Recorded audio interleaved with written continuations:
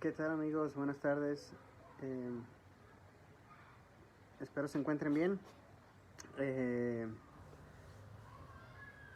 es viernes y de repente ya no sabemos ni en qué día estamos, pero es viernes y es viernes santo, como se le conoce. El viernes en donde se recuerda en forma especial la muerte del Señor Jesús. Y pensando en esto, me gustaría eh, compartir con ustedes una pequeña meditación sobre la muerte del Señor Cristo Jesús. Y uno de los evangelios en la Biblia que lo describe tal vez en forma más detallada es el Evangelio según San Marcos. Y me gustaría leer para ustedes unos versículos de ahí y simplemente compartirles algunas ideas del pasaje. Es Marcos 15, voy a leer a partir del versículo 33 y voy a leer solamente 6 versículos. Dice la Biblia: cuando llegó la hora sexta, o sea, el mediodía, hubo oscuridad sobre toda la tierra hasta la hora novena. A diferencia de un eclipse que dura unos cuantos minutos y que normalmente oscurece solamente ciertas áreas de la Tierra, esta es oscuridad generalizada y por tiempo más prolongado, porque es hasta las 3 de la tarde. Entonces algo sobrenatural está pasando aquí, ¿no? A la hora novena, Jesús exclamó con fuerte voz: Eloí, Eloí, lema sabactani, que traducido significa: Dios mío, ¿por qué me has abandonado? Algunos de los que estaban ahí al oírlo decían: miren, está llamando a Elías. Entonces uno corrió y empapó una esponja en vinagre y poniéndola en una caña dio a Jesús a beber, diciendo: dejen, veamos si Elías lo viene a bajar. O sea, la gente que está ahí presente en la crucifixión todavía está con el morbo, probablemente burlándose. Pero Jesús, dando un fuerte grito, expiró, y el velo del templo se rasgó en dos de arriba abajo. Viendo el centurión que estaba frente a él la manera en que expiró, dijo: en verdad este hombre era hijo de Dios. Miren, tal vez hemos escuchado muchas veces la historia de la crucifixión, o tal vez hemos visto las representaciones que se hacen, por ejemplo, en México. Pero conocer la historia de cómo sucedió no es suficiente para entender el significado. Para entender el significado de la muerte de Cristo, eh, tenemos que entender lo que sucedió ahí a la luz de la Biblia misma, de cómo la Biblia lo explica. Y una de las formas en la que la Biblia lo explica es precisamente con la idea del velo del templo que se rasga en dos, porque el templo en el Antiguo Testamento, en la primera mitad de la Biblia, por decirlo así, separaba el lugar, el templo era el lugar en donde Dios habitaba, era como la casa especial de Dios en medio del pueblo, y tenía varias secciones, pero el lugar más sagrado era el lugar santísimo, y tenía un velo que lo separaba, era una cortina prácticamente tan gruesa que era como una pared, ¿no? Y a ese lugar sagrado únicamente podía entrar el sumo sacerdote una vez al año en el Yom Kippur, o sea, en el día de la expiación. Y antes de entrar al lugar santísimo tenía que poner incienso para que se hiciera una nube de humo y ni siquiera pudiera ver claramente. Y antes de entrar tenía que hacer sacrificios de animales por su pecado y por el pecado del pueblo. Y tenían que traer en forma especial dos animales. La Biblia dice dos machos cabríos como ofrenda por el pecado. Y uno de ellos era sacrificado. Y en el otro se hacía una ceremonia muy particular. Se ponían las manos sobre ese animal como una representación de que ese animal iba a cargar el pecado del pueblo, y luego se le enviaba al desierto, o sea, se le exiliaba. Entonces el templo era un lugar muy particular, porque por un lado les recordaba al pueblo que Dios era santo, que Dios era santo, santo, santo. y que por lo tanto había una separación entre él y las personas. Esto simbolizaban las cortinas, o sea, no puedes entrar, porque si entras pues vas a morir. ¿Por qué? Pues porque Él es santo y nosotros somos pecadores. Pero además de eso, el templo apuntaba hacia cómo Dios iba a solucionar este problema del pecado. Porque en el templo se sacrificaban los animales, o sea, era una carnicería, es decir, había sangre derramada constantemente y tú sabías al llevar estos animales que estos animales estaban muriendo por el pecado. Entonces te dabas cuenta que Dios no jugaba con el pecado, que Dios lo trataba con la mayor seriedad posible, pero al mismo tiempo te dabas cuenta que no eras tú el que moría, sino un sustituto. Entonces el templo apuntaba a que un día Dios iba a enviar un sustituto que iba a cargar con el pecado del pueblo, iba a morir en lugar del pueblo, iba a ser exiliado en lugar del pueblo. Entonces cuando Cristo muere, el hecho de que el velo sea roto, significa que ese es el sacrificio de Cristo, el que abre la puerta para que nosotros ahora ya podamos tener comunión con Dios. Eh, ahora, eh, cuando pensamos en el sacrificio de Cristo, muchas veces nos enfocamos simplemente en su dolor físico, lo cual obviamente fue muy grande. Si conocemos un poquito de la historia de aquel tiempo, la crucifixión era el castigo que hacían, era el castigo ejemplar eh, que ejecutaban los romanos. Era un castigo sumamente doloroso cuando eras amarrado o cuando eras especialmente con clavos crucificado, y después estar colgado en la cruz, en una cruz, hacía que tus pulmones colapsaran y tenías que hacer un esfuerzo simplemente cada vez que querías respirar.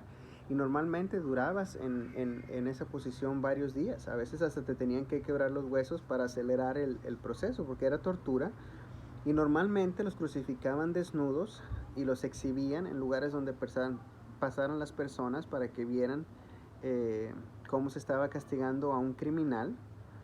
Y contrario a lo que pensamos de que la cruz era algo muy alto, muchas veces se piensa que en realidad no, solo te crucificaban a un poco de altura del piso. Entonces la gente estaba cerca para burlarse o simplemente para que fueras tú avergonzado, ¿no? Pero a pesar de todo el sufrimiento físico que la crucifixión implicaba, el Evangelio de Marcos no se enfoca en el sufrimiento físico como el mayor sufrimiento de Cristo. Dice el pasaje que leíamos que a la hora novena Jesús exclamó con voz fuerte: Eloí, Eloí, lema sabactani, que traducido significa: Dios mío, ¿por qué me has abandonado? Y si recordamos, ahorita mencionaba que hubo oscuridad como por 3 horas, ¿sí? En la Biblia, la oscuridad es una señal o un símbolo del juicio de Dios, como cuando Dios envió juicio sobre los egipcios en el Antiguo Testamento, envió oscuridad, o sea, es una señal de un juicio de Dios. Y eso es precisamente lo que Cristo está experimentando en la cruz, está experimentando el juicio o el castigo de Dios como nuestro sustituto. Y su grito, su dolor se enfoca en experimentar ese abandono del Padre, en el hecho de que el Padre esconde su rostro del Hijo, ¿no? Dice un autor que el abandono o mejor dicho, el dolor que nos produce la separación de alguien es proporcional al amor que nosotros tengamos o teníamos por esa persona. Entonces, en el caso de Cristo, esta separación entre el Padre y el Hijo, que siendo Dios Padre y siendo Dios Hijo, existiendo desde siempre, desde la eternidad, amándose desde siempre, desde la eternidad, obviamente es un dolor infinitamente eh, pues es un dolor infinitamente grande para Cristo ser separado de su Padre. Pero eso es lo que Cristo experimenta para que nosotros pudiéramos ser reconciliados con Dios, para que Dios nunca tenga que abandonarnos a nosotros. Esto es importante saber porque conocer la crucifixión es entender la crucifixión, la muerte de Cristo, es entender que Cristo tuvo que pasar eso, tuvo que pasar por el juicio de Dios para que nosotros pudiéramos ser rescatados del juicio de Dios. En otras palabras, el grito de Cristo, Dios mío, ¿por qué me has abandonado? Bueno, la respuesta somos nosotros. Es decir, Dios lo abandona para no abandonarnos a nosotros. Pero bueno, lo que logra es precisamente esto, abrir la puerta de la reconciliación entre Dios y el hombre. Y eso se ve claramente en el velo que es rasgado, como les mencionaba ahorita. Es decir, ya no hay más necesidad, o no hay necesidad ya no más de hacer sacrificios, porque Cristo fue el sacrificio perfecto. La deuda con la justicia de Dios está saldada, nuestra vergüenza está cubierta. Y ahora, en lugar de ser amenazados por la presencia de Dios, somos reconfortados por la presencia de Dios. Y para que esto quede claro, Marcos nos da un detalle de la historia muy particular, que es el último versículo, donde dice que el centurión que estaba frente a Jesús, al ver la manera en que Jesús muere, de alguna manera que no podamos entender, o que Marcos no nos dice con detalle, pero siempre nos dice, al ver la manera en que Jesús expiró, el centurión dice, en verdad este hombre era hijo de Dios. Y esto es algo bien impresionante, porque necesitaríamos leer todo el Evangelio de Marcos para entender qué impresionante es que un centurión romano, que no conocía de las promesas de Dios, que no era un hombre religioso, que seguramente era un hombre sanguinario, sea básicamente el primero en todo el Evangelio en tener un entendimiento tan claro o una confesión tan clara de Jesús como el Hijo de Dios. En todo el Evangelio es bien curioso, porque las multitudes buscan a Jesús solamente porque quieren un milagro de Jesús. La familia de Jesús se avergüenza de él y creen que están locos. Los religiosos, y creen que está loco. Los religiosos lo ven al revés, como una amenaza, ¿sí? Ni aún los discípulos lo logran ver con tanta claridad. Y sin embargo, este hombre que no estaba buscando a Dios, que no era religioso, que no conocía las promesas de Dios, que seguramente tenía un pasado muy oscuro, es el primero en confesar que Jesús es el Hijo de Dios.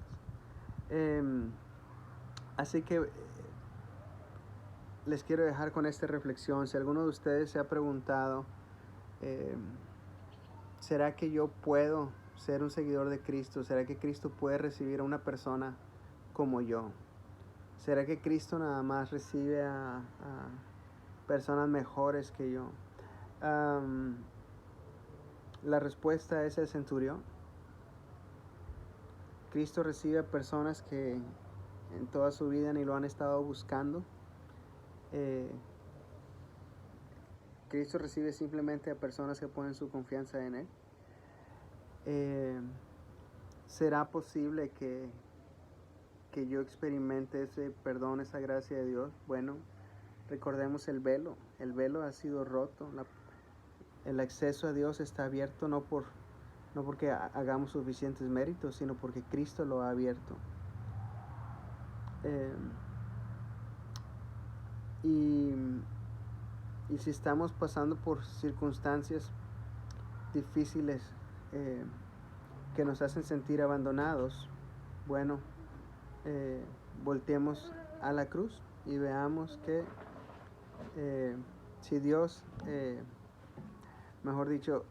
veamos que Dios abandonó a su Hijo para nunca tener que abandonarnos a nosotros. Bueno, los dejo con esta reflexión de la palabra de Marcos capítulo 15. Que Dios les bendiga.